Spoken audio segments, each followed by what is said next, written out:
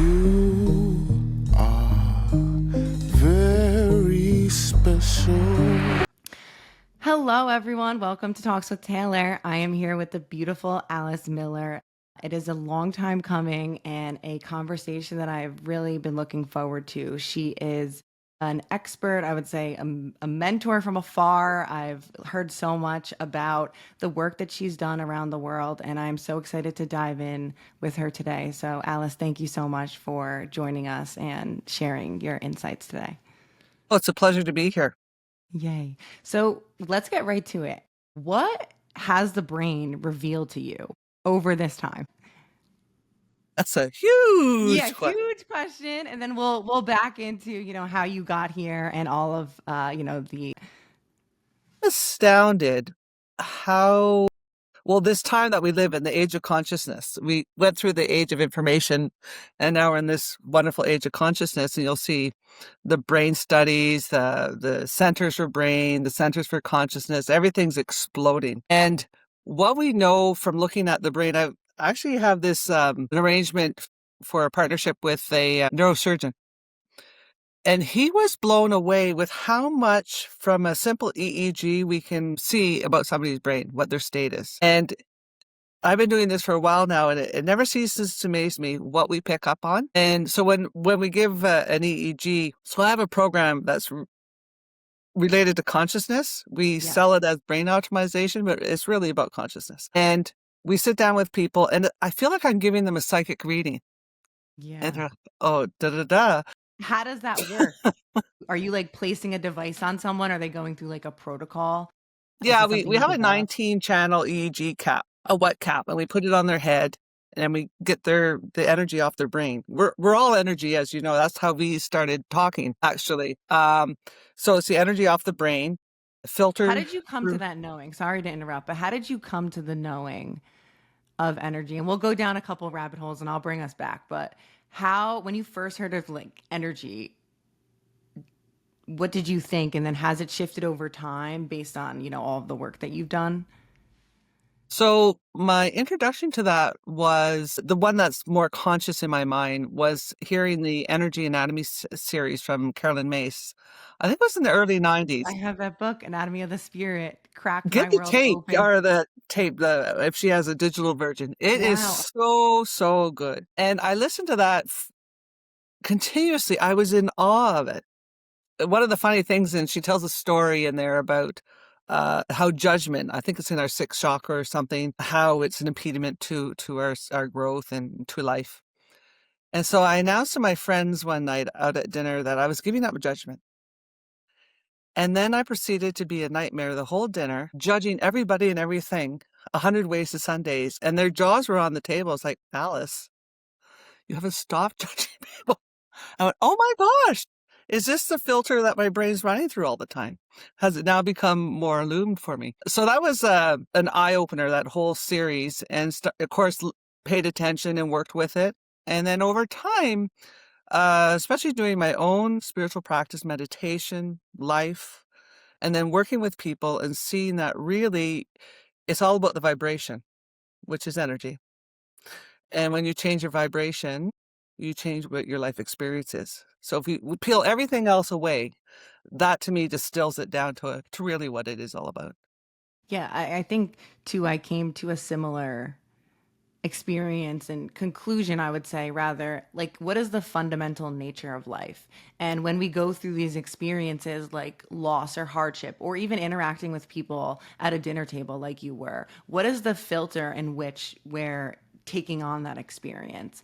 Is it through one of like judgment, and a crowded mindset, or is it one that is just feeling the feels in that experience and taking the people as they are? I was so judgy. I mean, obviously, as you heard, calling my mother-in-law a yoga bully and just having such a warped mindset. And it wasn't until I read Anatomy of the Spirit, actually, it's funny you brought her up, that it really was another one of those like breadcrumbs that cracked my world wide open. So it's definitely it's an eye-opening realization when you come to that life is energy and that you can actually have the power to shift that. And I think too that's where a lot of your work comes in. It's not just identifying what is going on in the brain, it's actually helping the people transform through a process. So bringing it back to what you were initially stating. So this, you bring people through, they put on this cap, and then you're able to basically, how do you understand what the brain is telling you by like pictures? Because it's not like the brain says a word, right? It's not like, oh, they're depressed, or oh, this is, a traumatic experience. So how do you interpret, like, how is that process Well, taking the place? brain shows if somebody's depressed. When we look at their EEG, so there's a number of ways to do it. What we do is we do a comparison to peak performers, people with no clinical symptoms, and we compare your brain to that. So overlay on that. So it tells us one part of the story. And then our neuroclinician, he reads through and analyzes the raw EEG, and he tells a different story. They end up saying the same thing, but in different ways. And so if somebody has trauma or PTSD, for example, it shows up in their temporal region. If somebody is depressed, it shows up. Actually, there's an art and a science to it, because the science tells you, suggests it could be this, that. And then when you sit with somebody, the art is, how does this show up in your life? And then working with them to flush it out more fulsome. And then we target those. So we try to mitigate the issues and enhance strength.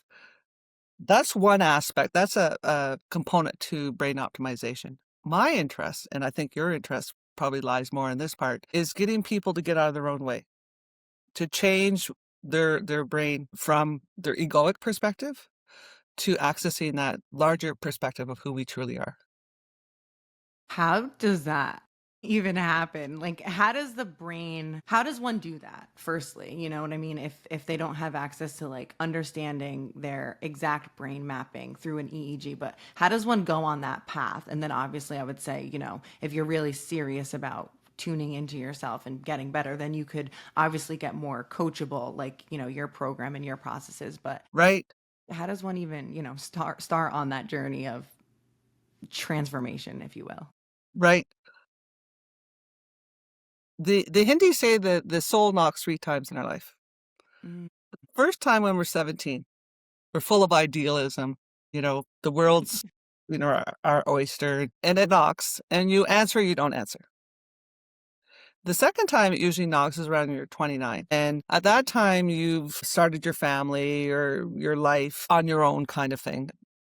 And you've got income. You're sort of settling into life, and it knocks and you answer or not. And then the third time is when you're 50. So you've probably gotten to the place in your career that you're going to get to. Your family's established and whatnot. You're in a pretty good place, and you answer you don't. And so my experience is people's soul knocks. There's something in us that's always wanting to move in the direction of higher awareness, higher spirituality, etc. There's difficult to find words for some of this stuff, but it's that pull, that impulse that we have. And it's interesting because you can sit there and talk to somebody like, oh, I don't believe it. And then you get beyond that initial impulse that they have, and you'll find this profound place where they've had experiences. They never talked about those experiences. They've have this call. There's something more. There's something bigger for them. And I think it's part of our evolution. I think it's who we are.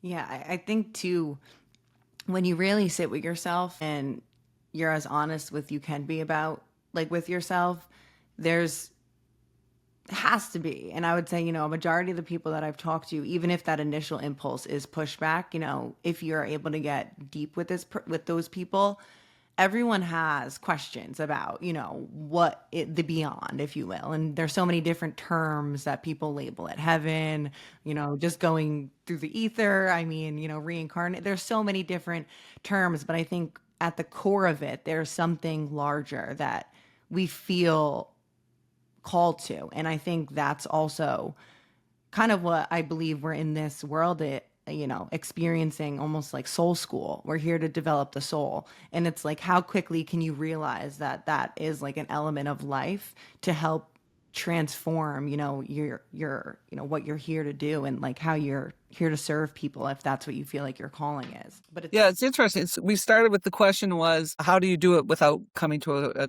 training or using a QEEG or so. So with that initial impulse, I would say pay attention, pay attention, pay attention. Mm. You might meet somebody and feel drawn. That's the vibration that you match it, and that a meditation course that feels absolutely right, and you start there. Or all of a sudden you feel like you need to go get some counseling for some help. The counseling is talk therapy, usually ineffective. But if it's more somebody who can address your soul, for lack of a better word, I mean, that's what it is, then you're entering a different conversation. It's funny But what are the when, at-home things people can do if they really want to change? yeah. The simplest thing in the world, gratitude. Mm. It sounds so cliche and mundane, but gratitude, we know it changes your alpha. It increases your alpha. That increases your awareness, your presence, and of course, your vibration. And it's not thinking about gratitude. Oh, Thanksgiving's is Yeah. the season. So feeling the gratitude. And it could be feeling the gratitude for things that happen for you, what you've done for others, but also how other people have shared their gratitude towards you. And normally it doesn't really land. It's like, yeah, yeah, sure, okay, whatever. But let it land. And it's, I think when you really are able to feel just what you're talking about. Like it's one thing to have the thought and it passes, but to truly immerse yourself in those emotions is where the shift happens. And I would say, a lot of people, I get labeled a lot crazy. Taylor, you're woo woo. You're out in space a lot. Like you're always so happy. Like I don't understand. You're always so energetic. And a part of my daily practice is gratitude.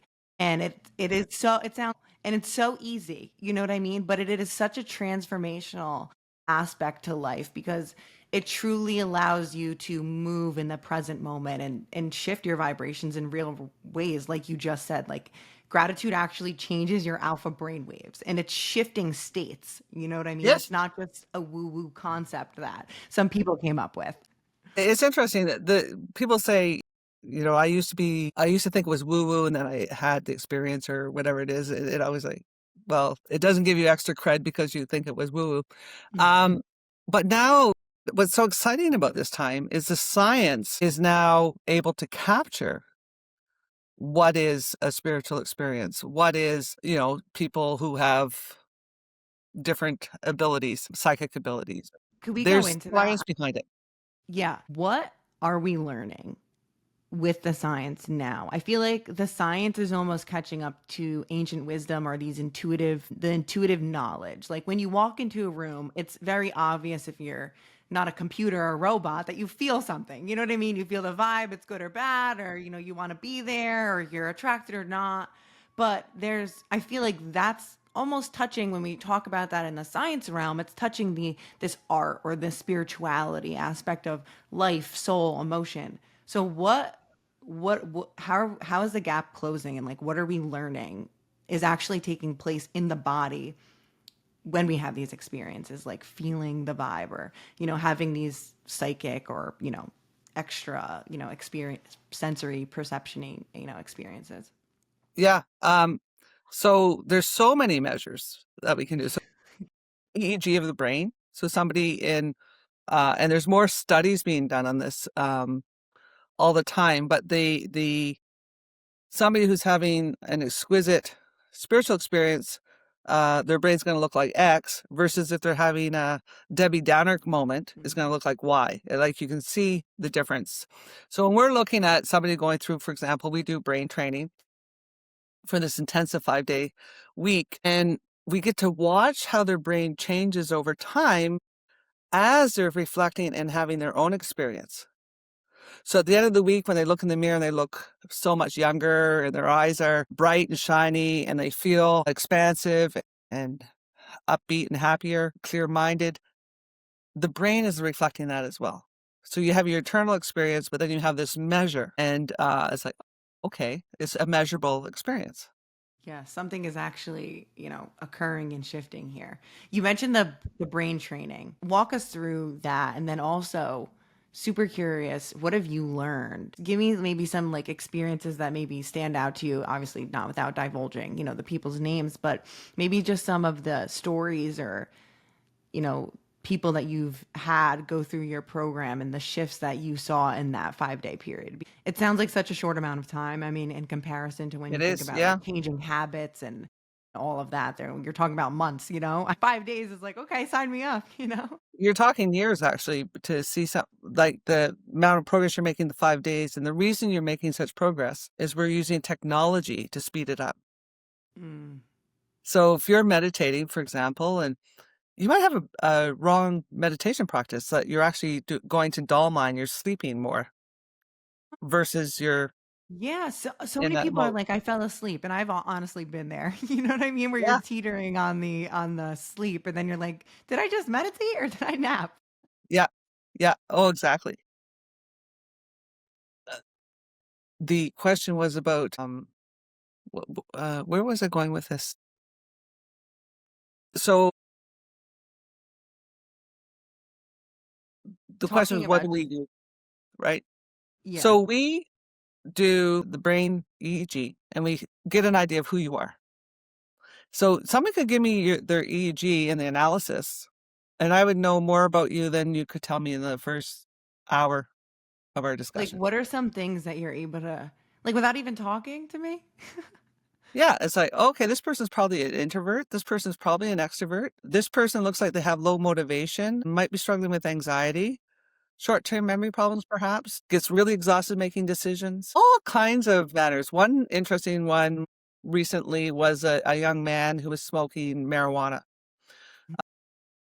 and his Yeah. brain showed that, Welcome to the day and age that we live in. I mean, you go to yeah, New York City, you walk out on the street and you're bombarded with clouds of smoke. and his brain showed that he was not somebody who could do this and get away with it. It was affecting his brain. And he said, I knew it. Intuitively, he knew that this was something he had to give up. It's like, well, here's the science to show you, yeah, you have to give it up. Somebody else might be Yeah. fine. No problem Interesting. at all. But you, no. And is that like different in how one practice helps or hurts someone? Is that just like our biological like fingerprint, if you will, and just how those experiences resonate with us? Like, why can someone else, for example, I mean, it's not good, but why would they be able to smoke and it not have the same detriment as someone like this young man that you're talking about? So the way his neurochemistry is, the way he's wired, so it's affecting him. So somebody else, it won't have the same impact. Yeah, it's just I guess it's almost like you can put 100 people in the same room and they'll have, the same experience, but all have different perspectives of what just Yeah. Like who occurred. has a peanut allergy, right? Not Mm-hmm, everybody. hmm. Right. So now when you look back at all of the people that you've come in contact with within the stories, are there any stories that you look back on and you would like hold it up and tell the world about because it was so transformative, not only for the person that experienced it, but for the people that were helping, or around that person? That's a great question, and the answer is a little bit different. Bar none, almost every week, it's That's the freaking wow, best. wow. Yeah. And it never gets old. It really never, ever gets old. So, in a general scheme of things, I'll go into particular stories, but in a general scheme of things, people have increased IQ, increased creativity, less depression, less anxiety, and the list goes on and on and You on. can increase IQ. I didn't know that. Wow. Yeah. I guess. And my Huh. favorite thing is a quieter mind. And there's nothing I don't put on the price of having a quiet mind. It's liberating. I consider it liberation. So these changes happen in people's lives. It's a given. I remember one guy came in and we looked at the EEG and he described his experience to me, and it was a Kundalini experience. This is when the energy rises up your spine. And so I explained to him and I showed him what we were looking at. This is your Kundalini experience and da da da da. So he went home for the evening. The next morning he came back. It's a 5-day intensive program. Next morning he came back and he said, Alice, I was talking to my buddy last night, and he told me that a Kundalini experience is a big deal. And I said, yeah, yeah, it is. It's, yeah, significant. Well, you made it sound like it was nothing. And I said, "Oh," and he goes, I get it around here. It's a Tuesday. It's like, oh, I'm now with the people that have this happens often. Yeah, yeah, yeah. So people have like, this is an interesting phenomenon. This happens outside of our program. This happens with anybody who's doing deep work. We call it work. To me, it's play. Deep transformational experiences is so the heart of the program, which we don't normally tell people, but here we are on Yay. Dun dun live dun. radio. Forgiveness. So the forgiveness is tied to the technology to change where you're holding things. And we all have traumas, issues, experiences, beliefs that don't serve us. A lot of people come, oh, I've already forgiven that. I'm, a pretty good kid. It's like, yeah, okay. And invariably they go, oh my gosh, I didn't even know what the potential was. So they're changing at the level of their brain. So people who have, in the process, have forgiven people 10 years ago, this person did this. I haven't spoken to them since, 20 years ago, whatever. They'll get a text or a phone call or an email from somebody saying, hey, there was one woman where it was in Hong Kong, where she was from, but she was now living in the US for about 10 years or so. And she had a falling out with an aunt and beloved aunt. And then she did the forgiveness, and the aunt texted her the next morning saying, it's been too long. We should be able to talk about this and move past it. And she's like, of course. Yeah. Yeah. So all kinds of things. As you know, we're all connected. We're all Yeah. on the intranet of I love that. It brings this me back planet. immediately nerding out, but like it's simply quantum entanglement. Like you're now your wavelengths are now resonating where you're providing that opportunity for the communication to flow, in this case between the ant and the person. I find I have a question. What is the difference between trauma in the brain and trauma in the body? Because I've read a few books, but one that comes to mind, it's called The Body Keeps Score by Bessel van der Kolk, I believe it is. And he goes into this whole, it's a whole book about how the body keeps score, and you can, do different like massages and different movements to release this. And just a little story here, and then I have the question for you. My mother, she had breast cancer, and thank God she's okay now. But when she had chemotherapy treatment in New York City. So every time that she goes to New York City and passes by the street that she had chemotherapy on, she tells me she gets nauseous. And it's very interesting because she's 10 years removed from, I mean, constant chemotherapy for a year and a half is no joke, but, it's something that is present to this day. Like we were just in New York City a couple months ago and she's like, I'm getting nauseous again. And it subsides, it doesn't last forever and it's not as intense as it was, but, she recalls that feeling because of how horrible, like she knows she would feel after chemotherapy. So what is actually occurring there? And is it in the brain or the body or both? I know they're connected, obviously, but Yes. So bear in mind that for every experience we have as living human beings, we have an underlying pattern of brainwaves. hmm. So Whoa. whatever's we're holding is reflected also in our brain. And that's where the forgiveness comes in, because we're connecting where we're holding it and then we're letting it go. We're clearing out those neural pathways. And then we have other protocols to generate new ones. So about your mom's story, it's interesting because sometimes when people do forgiveness, they end up, it's really leads them to these amazing experiences. But say they're in a situation and they're forgiving it, all of a sudden they'll smell the person. The Whoa. smell is say if it was on a farm somewhere, they'll smell the farm. That smells as real as if they were standing there. So your mother's connection, her trigger point is that street, that association, and it's going to evoke that until she changes that. She changes where she's holding that. Now, what is like occurring in the body when you do have like a smell, for example, or you're going right back to those experiences that once caused you trauma, but you're really living it as if it's happening in real time, but you're not. Like, what is occurring in the brain? Does the brain actually think it's happening again, or Real time?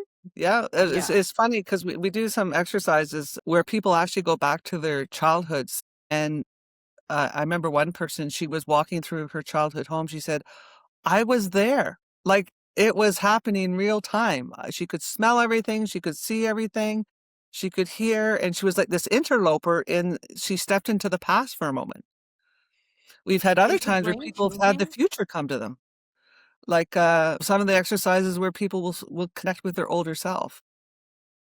And when you're walking people through those experiences, like past, present, is the brain changing in those moments? I mean, obviously it's changing, but like, does it mimic as if it was actually occurring in real time? Or I are don't the I waves? haven't seen any specificity in terms of what the EEG looks like. We haven't captured that as a child, right? Yeah. If we Yeah. had the overlay of Yeah. that experience, then we could say, "Oh, wait a minute." But, they're having that real-time experience of it, at the same time being present of now. So it's almost like hypnosis, I guess. It's In like a way, reminding me yeah. of like in a state of like hypnosis, which is actually another rabbit hole that we could go down because that is basically you're taking the brain's energy, if you will, and using it to basically walk them through an experience. When we mentioned this earlier, talking about consciousness, where in your life, how do you see consciousness? Because I I'm science I like science and I'm very analytical and I like, logic, but I'm also I would say, I mean, I went to an all girls Catholic high school, and now I would say I'm much more spiritual in the sense that I align with a lot of different aspects of different religions, and I wouldn't just put myself in one box. But I think consciousness is something that touches on so many different cultures throughout history, and it's always something that at least a lot of forward thinkers are discussing, as in, is it the spiritual or religious aspect of the human body related to the soul, or what is actually, is it just an energetic charge that we're labeling as consciousness? So like, where do you see that word and like how it relates to humanity, human beings, and like our experience in the now? That's such a rich, rich question. There's no place as of yet, as of today, that I know of, unless something happened overnight, that people can say, "Boink, there's consciousness." That's like, in terms of the brain, there's no Yes. place. Yes. And everyone is always like, this is it. And I'm like, I don't know. There's so many different ways you can interpret it. My, first pass through would be, say, our consciousness is our awareness, and the biggest awareness that the first week of my training does, our program does, is at one point in the week, people will have an experience where they'll pop, and they'll go, "Oh, I have an ego, but that's not who I am." All of a Mm. sudden, they've aligned and connected with something bigger within themselves.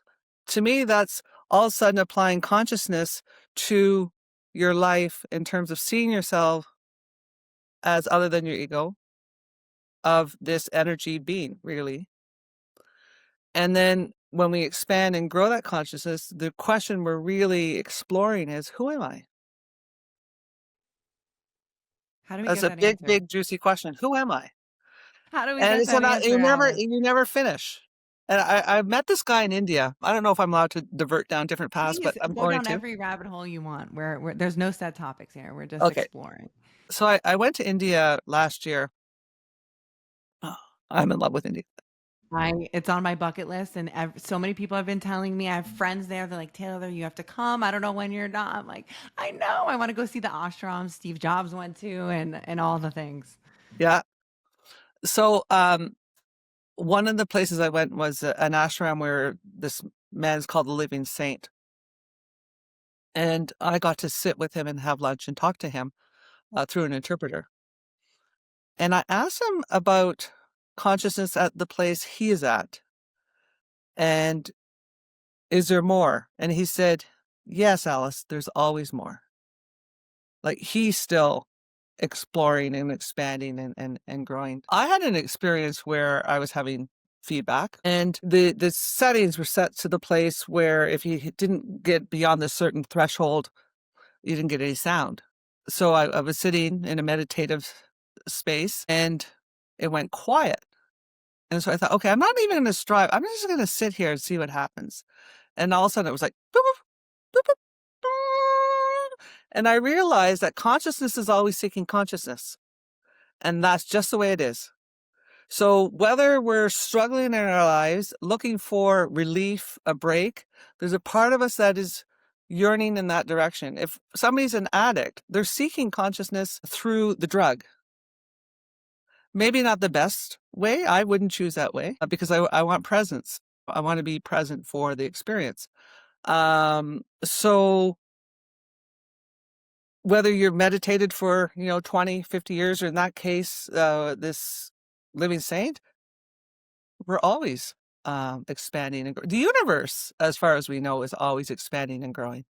I'm getting a lot of in my head right now. It reminds, I think Fibonacci sequence day was on the 23rd or something like that. And it's the spiraling effect that we see in nature, with shells, with waves, with the universe. And this is reminding me of, it's like once you see the spiral, it's like a never ending, if you will, journey in this discovery. Once you unlock, there's more to be unlocked because it's like ever expansive, like you said, almost like what we know about space and time, which is ironic that it's similar. We can equate like very macro levels of life to micro levels if we take ourselves and our cells, our consciousness, our soul, our bodies, our beings, and we explore that. It's in the same way that it's ever expanding as the universe is, and like, astronomy, astrology, and all of those ancient practices that, have been around, obviously, been around forever. It's interesting that like correlation between things. Back to your point, everything's connected. And speaking of time and space, the whole goal of the program, when you have that experience, in that moment, you've dropped out of time and space. So it's like You're like detaching, I guess, because time and space, I you're guess, is dissolving. You're dissolving yeah, that aspect. You're dissolving the ego. You're dissolving. yeah, and then you're becoming, I guess, into that infinite expansion and presence. Because if you're truly present in the moment, that's the alignment that you'll receive, and that allows, I guess, the communication to be amplified or not, depending on how clear, if you will, those pathways are. Right? I guess. Yeah, yeah. So we spend years like in meditation. I love meditation. I think it's great. Yes. Yes. But we can spend years and years in meditation, or we can do something that can pop us out in 5 minutes, Mm. 5 days. And the goal is the same, is to get yourself out of time and space. And when you think about it too, time and space is just a man-made construct. So if we're aligning with the universal principles in nature, there is no such thing. So that is that, like, I guess the detachment, if you will. Well, That. there's a natural law and a spiritual law. So in one reality, Mhm. in this reality Mm. that most of us live in, Alice. there's time and space. But Yeah, if you that pop out of I that, never thought about that. I never thought you about pop that. out There's of a it, natural law. Yeah. you see the bigger. It's a very interesting Rabbit dichotomy. holes. Yeah. Yeah. And I think too, going back to dichotomy, the yin and the yang, right? And like again, another spiritual like framework, if you will, that's been around. You have these opposing factors that allow for the whole to be created. I'm super interested. I want to go back to your lessons with the spiritual teacher in India.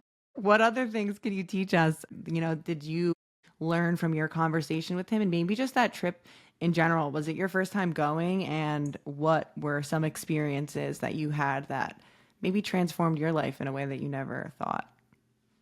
So this year was the Maha Kumbh Mela, this big the biggest spiritual gathering in the world. And I was in Florida visiting with a friend, and he said he had bought a hotel with him and two partners.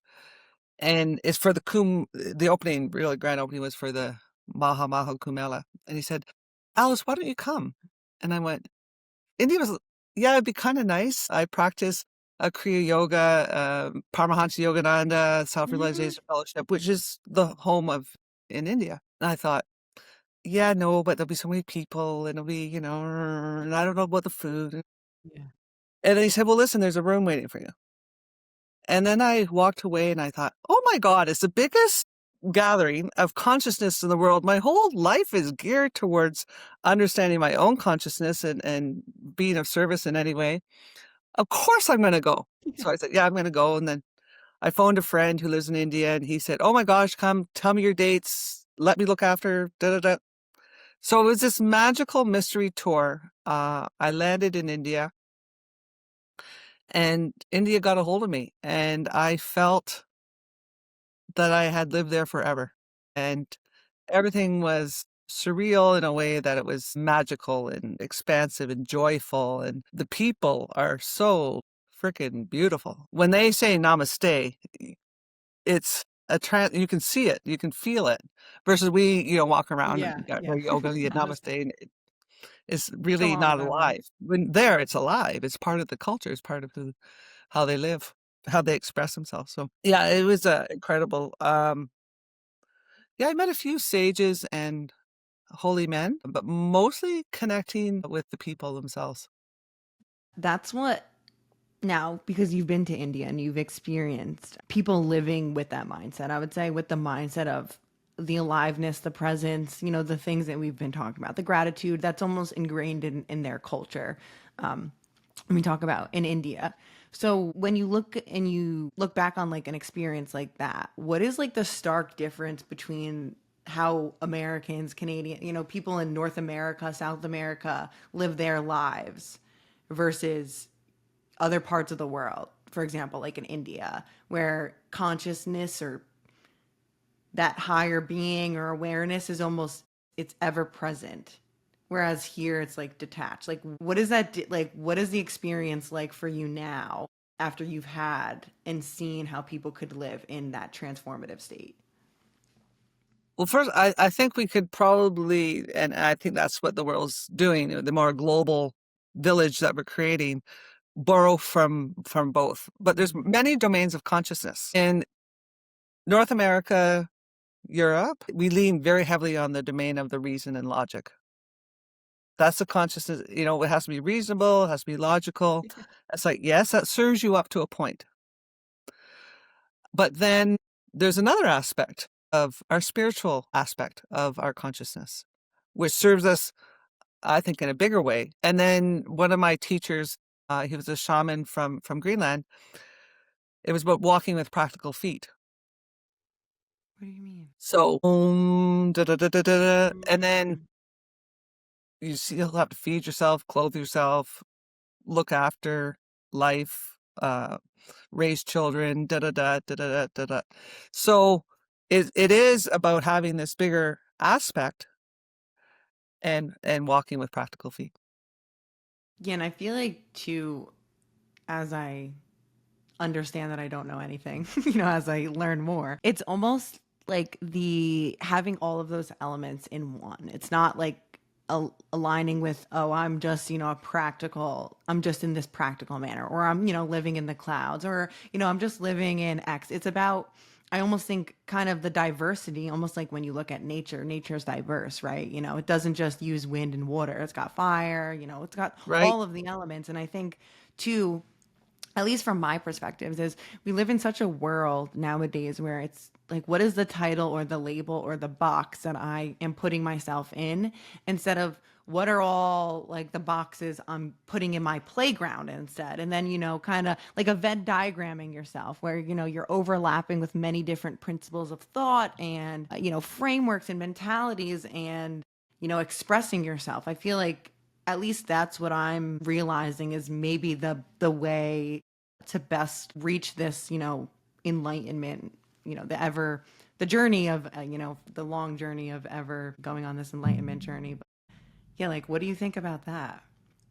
Exactly. My goal is to get rid of as many belief systems as I can and come from a place of knowing. Belief system's just a story we tell ourselves. Yeah. And the more I can get rid of that and know what is truth, what is big capital T truth versus, oh, that's a nice story that I hope is true. Yeah.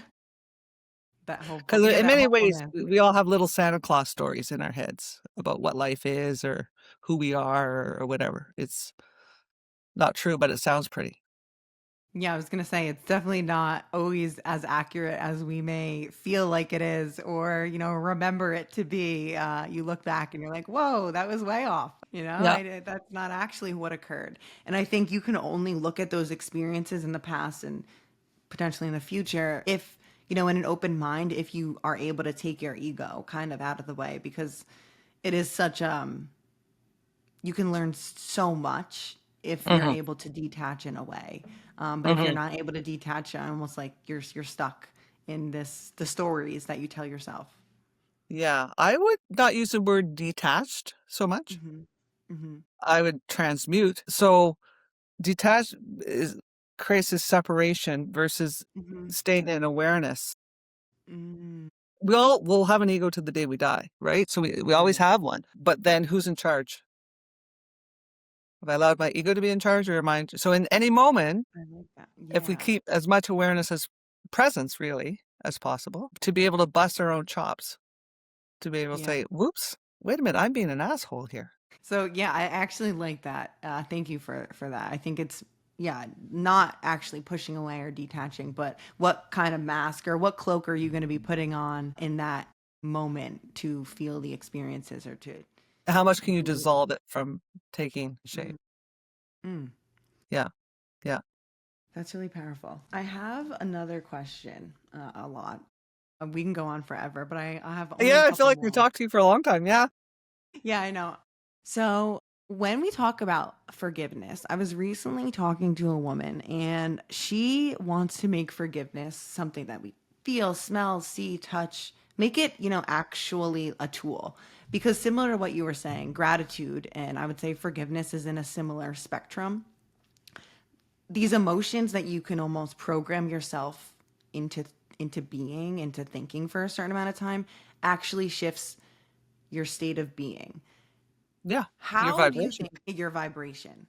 How do you think we could share this message with the world that when we talk about like the forgiveness and the gratitude, they're real tools that could be used and they're not just these words that I feel like are thrown around almost like love or like how are you? It's like the same thing. We throw Yeah. these things around, but it's like what how do we really How to shift make them it like real.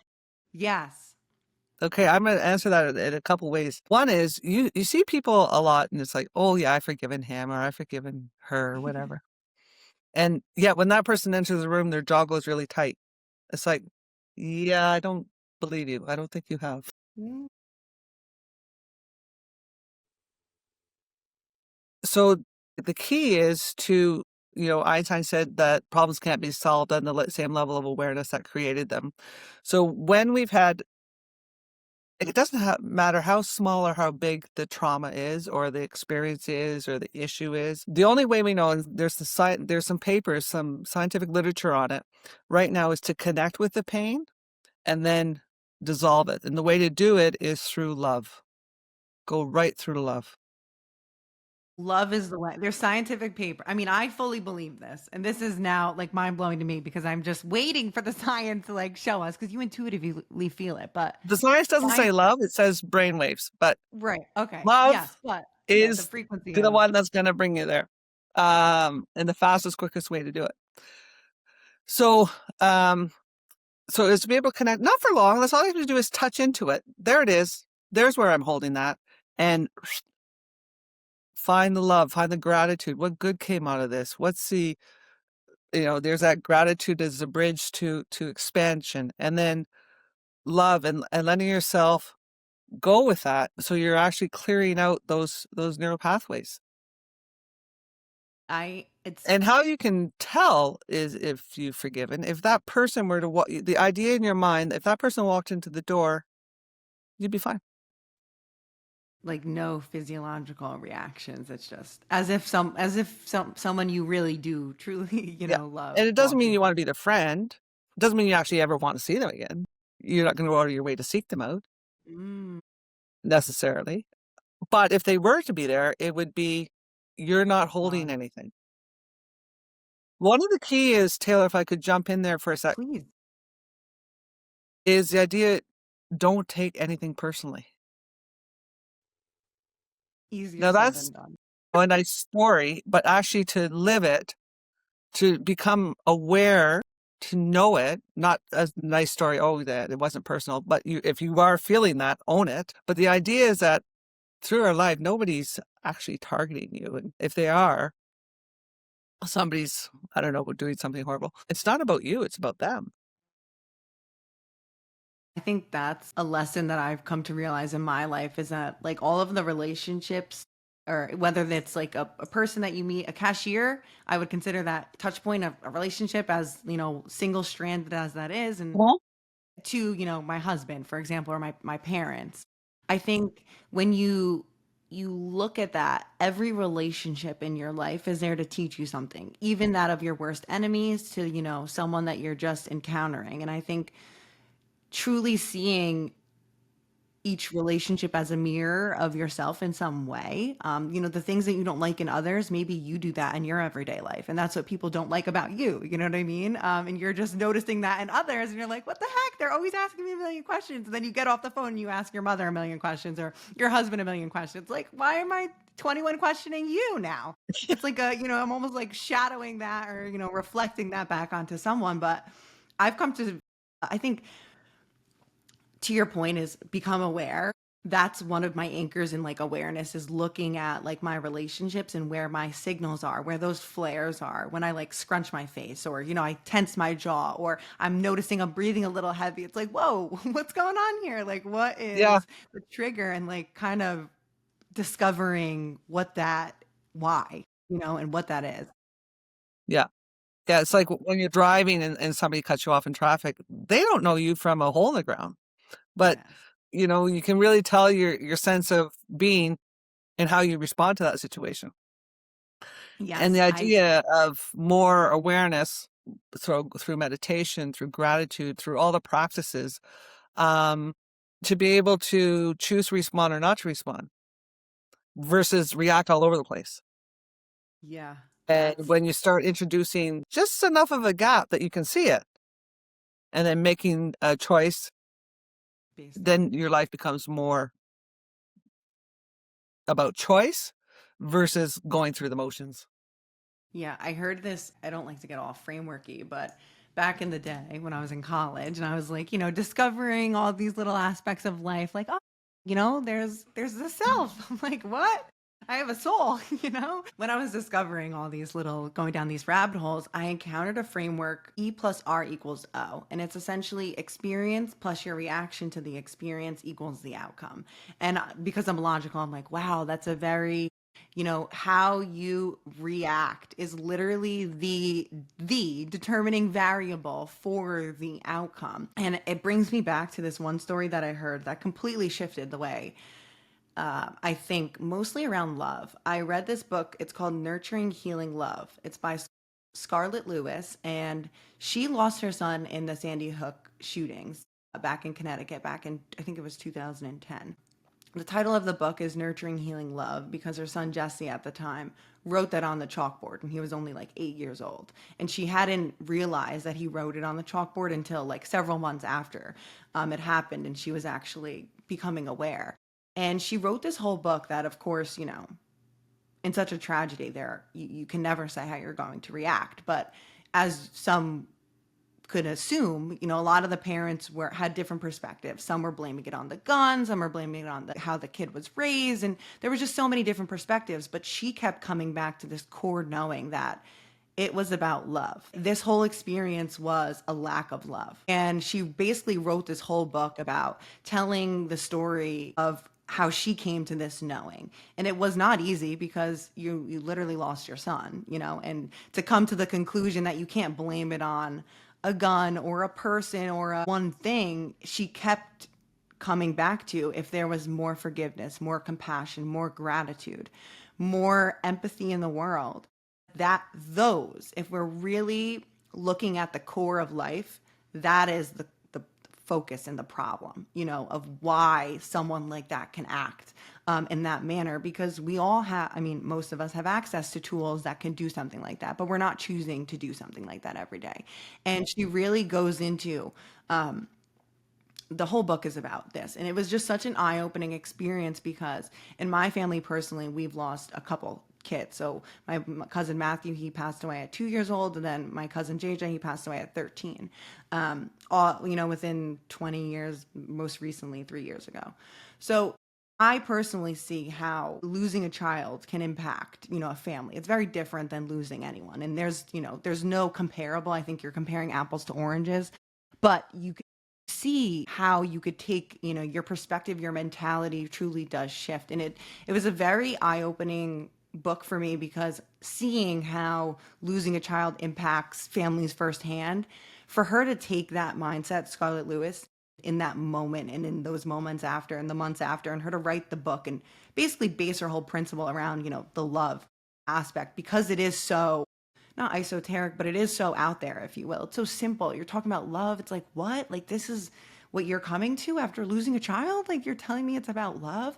But there's just so many different examples in the book that guide her to this. And I think it truly changed the way that I think, because I'm putting myself in her shoes for even a sliver. It's like, if a mother could come to that knowing after losing a child, then I think almost anyone could come to that knowing, in any experience because of that Yeah, depth of it's interesting because I have to tell people to forgive the most incredible situations of their lives.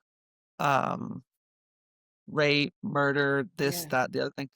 Um, Slights, all kinds of the whole spectrum. And I have no problem with it at all because I've done it for myself and I've seen it happen for so many people.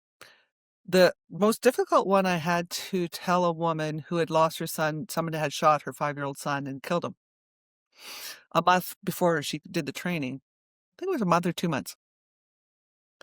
And that's the hardest one. I struggled with telling her she had to forgive that murder. Um, I did it. Um, and she did it.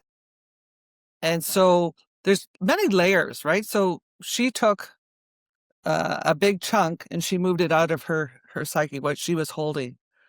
And there, probably she encountered more layers beyond that. But that's the key to healing. Because holding our wounds, holding our pain doesn't serve us in any way. Changing those neural pathways and clearing, become more and more present, bring yourself more and more into present time is what creates healing. It also creates the synchronicity in our lives that we're moving in real time. We're not dragging around, 10, 100 pounds of dead weight. Yeah. We're actually, our life becomes more magical, I would say. One of the last questions that I have. When, from your experience, and you've seen, people go through such hard, really tough situations, like the woman that you just mentioned, how did, what's like the recommendation to help people get to a place where they can help themselves and like getting them out of that, I see it firsthand, the different ways in which you can approach life after having an experience like that. One never talks about it, and one, it's like a constant, reminder that he's around. So how do you like advise someone as much as you can, or like be a helping hand or a friend or a guiding point for someone that's been in that experience, but to like show them the bridge, like for example, like a program like yours, while being gentle and like understanding and like sharing that, like knowing that you need to forgive, but it's like, it's a near impossible task, but not. It's definitely possible. The numb person, the person who shuts down, is not helping themselves. It's not a good strategy. Where's all that energy? It's stuck, Mm. leads to depression, anxiety, leads to issues within their bodies. And then you have the other one where they can't stop crying. Both of them are emotional dysregulation. And that shows up in the brain. There's something dysregulated in their emotional state. So the person who's shut down, to be able to turn that tap, just a spigot. So massage, soften, Mm. touch, being able to cry a little bit. So if you need to go to, a grief counselor or have some trusted friend or friends, even a little bit. Most times they're afraid that once they open up, they'll never be able to shut it off. And that's not true. Our grief comes in spurts. And then the person who's crying, who can't stop, who's in they have to, their job is to stop, find distraction, go watch a comedy, go journal, get it out of here, put it down somewhere, and then walk away, go for a walk in nature, hug a tree, move the energy, move your state. Eventual, get to the place of forgiveness. And I remember I've taught people how to facilitate, and I remember one of the facilitators came to me and said, "Alice, somebody just got in touch with their grief that, somebody died when they were 10 and they never realized, they never had grieved it. And all of a sudden they're in touch with their grief. Should they still do the forgiveness, or should I wait?" And I said, "Well, how long do you think you should wait?" And she said, "Oh, I don't know, maybe no, tomorrow or the next day." I said, "Take time out of it. There's no time. Uh, yeah, do it now." Yeah, getting. It's not a matter of, oh, I have to grieve. Physiologically, grief stays in our body for a year. It's where cultures all over the world dress in black. The widows dress in black. And in theory, for a year, they're allowed to take it off. Others just keep it on. But the thing is, you can still move through that energy and expedite that release through something like forgiveness. Forgiveness through the love. Saying "I forgive you" means nothing, diddly squat. Changing where you're holding those things in your psyche is where you're changing. That's powerful, because once you get to that place, it's like life flows in a sense. But it's also, there's a lot of layers there too, for the people that lose people like that, lose a child, for example. I feel like, at least my assessment of, the situation is, it's almost like they think that person will be forgotten, or like they're no longer there, if they don't hold that story that we go back to, like that constant replay or whatever they're telling themselves to hold on to the memory of said, person. I feel like it's almost as a detriment to itself plus to the other person, that you keep looping on this story, if you will, or stories that you keep telling yourself that are not grounded in any beneficial emotion. Yeah, it's a lot. Last question, Alice. If you had one story, one thing, one experience, or one thing to share with the world, what would it be? Yeah, Love. phrase, love. Yeah. Love. Yeah. How did you come to valuing love in the way that you do? Like, did you come out of the womb and like feel it within you, and you never really, like, how did you come to this? I This think like we all have complete that surrender, you know? natural affinity to love. It's a natural part of who we are. I think through watching people go through the program, it's been 15, 16 years now, and seeing the power of the human spirit, seeing people have lived the most traumatic life experience and sharing and crying, and then 2 minutes later having dinner and gales of laughter floating through the building. It's like, wow, the human spirit is always propelling us forward. And as soon as you bring a modicum of awareness around that, all of a sudden you're riding it and you're flowing with it, and you're broadening and expanding and enjoying really the beauty of life and the love. Namaste in India is this love gets transmitted. You don't even know the person, but you can feel that transmission. And really, I've loved people forever. I'm sure most people do. And I love sitting with people and hearing their stories and talking to them, and like we're doing today. And it's just a natural part of who we are, and that curiosity. Stay curious. Final question. Anything exciting you're working on that you want to share, Yes. that you Yeah. have upcoming? Yes, please, let's dive in, and then I'll let you go. Okay. So the exciting project I'm working on right now is there's all kinds of devices coming out on the market, right? So you have the Muse Mhm. headband, you have Yeah. a Motive. There's a lot. And so I'm creating this portal where people can upload their data, and we'll create a brain map for them. And depending on the quality, you get that type of, so a 19 channel clinical versus like a something else, but you'll get that, which then my goal is to be able to give them a roadmap, how, based on your brain, the best way for you to meditate, the best way, the careers that might be good for you, the supplements that might help you the most at this point in time. So giving them basically a roadmap based on their uniqueness, because we're all unique. We all have our own fingerprint of what we're happening, and then being able to see the change. And with that collection, we'll be mapping the global brain. Wow. And we'll be able to play and discover so much, much more about us as a species and how we are really connected and whatnot. I think that's fascinating that you're working on that, because I truly like intuitively believe that's the path toward brain optimization and just like longevity as a whole. It's almost understanding what's going on within and then using different protocol, different tools, mostly like within nature, like how to meditate, or like, hey, go get this experience in a job, or like, here are the traits that you're good at, maybe brush up on these, that'll help you do your XY.